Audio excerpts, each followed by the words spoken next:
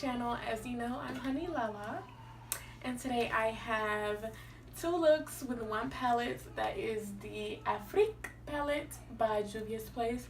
This palette is so freaking pretty, and it's like, this is the second time it's been sold out, I think.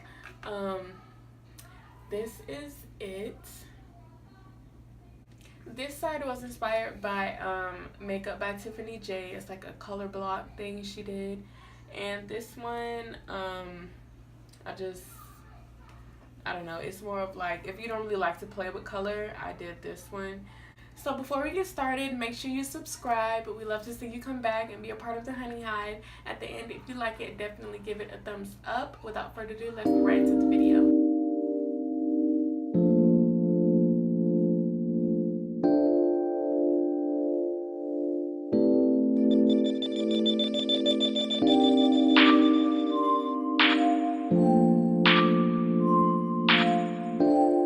This is another Infosol production.